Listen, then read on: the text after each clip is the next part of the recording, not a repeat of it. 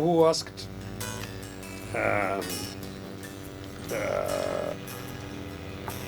that there hasn't been a change after a long time, what is the way forward? I want people to understand that it has taken a long time to get the change we want, because the change we want is a change that has never happened. We are trying to do what has never happened. Defeating guns without guns has never happened.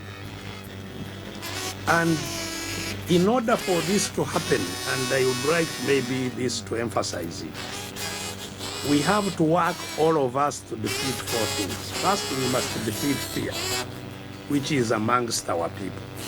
And we defeat fear by having more knowledge about the problems.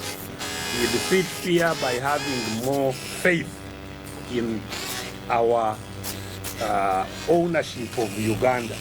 This is our country and we must fight for it. Secondly, we must defeat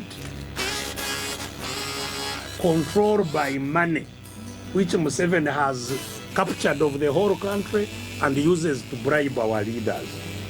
Our leaders must be willing to sacrifice without money, like I have praised the people of Kitgum who came. They were not given money. They came, they sat here the whole day. We planned together. They have gone back. They didn't eat. That is the way to go.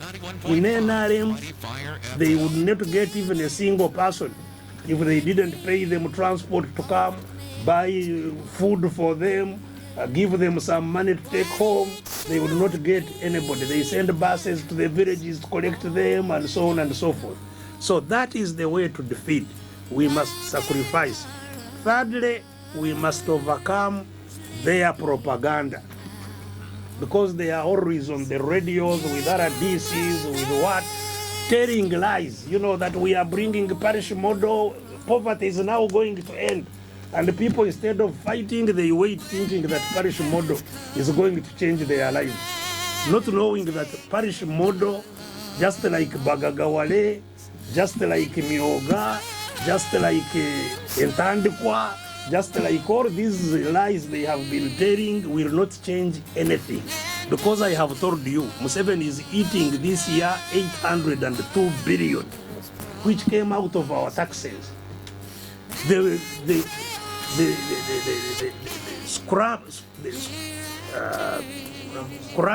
that remain, 32 billion, is what is coming to Kitubu, the entire Kitubu. So there is no way they give you parish model, you have no medical care, you have no school fees. The money comes 1 million, you find the people are already sick in the home, they take it with the medicine. There is no school fees, there is no what?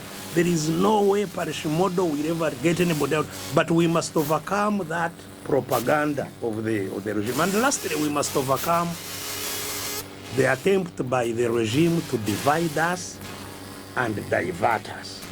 Because all these are their schemes.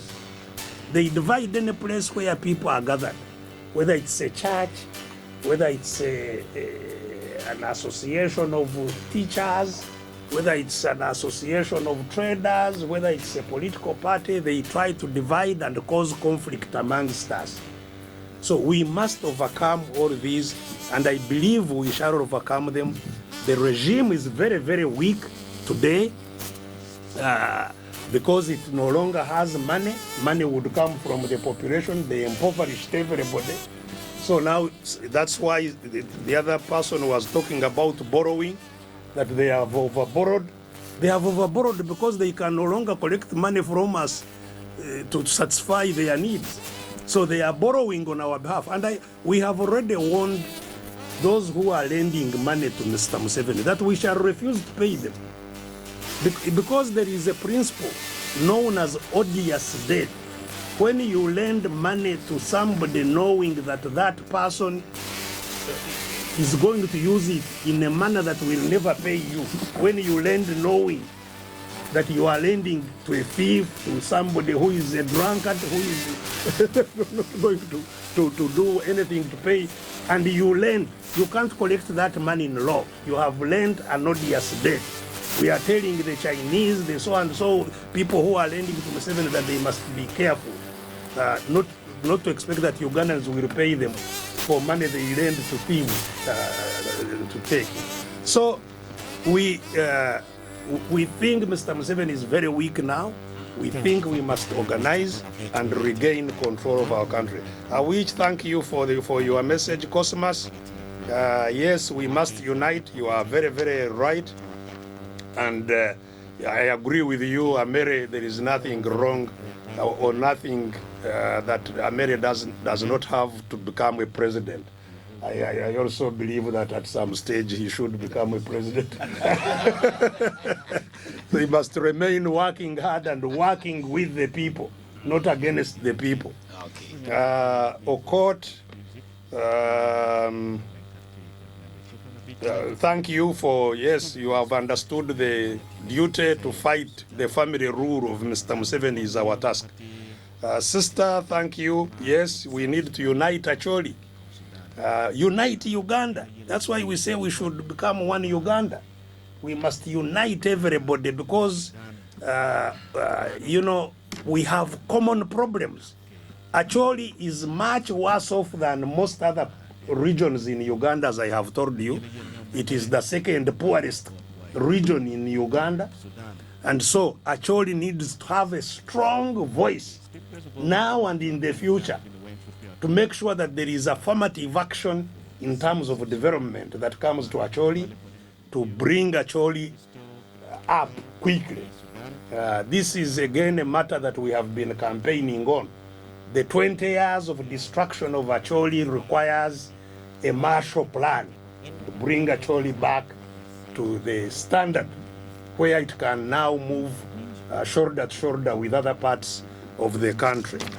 And I think lastly, where I must thank, I'm glad that I heard the voice of Odong Tabu Alex, the former mayor of Kitgum, and he's the one I think also who talked about the overborrowing. All these are very wonderful messages that you have given us as a feedback to what we are trying to do and to the program this evening. I thank you. I thank Tembo FM for hosting me this evening, and I pray that all of you will remain under the wonderful cover of our Lord until we meet again. God bless you.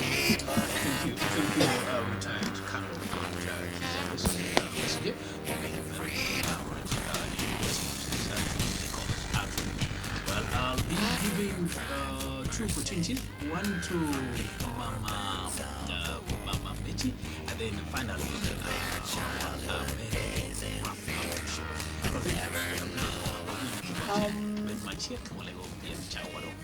Chawadong Radio. La pelu bioma pol.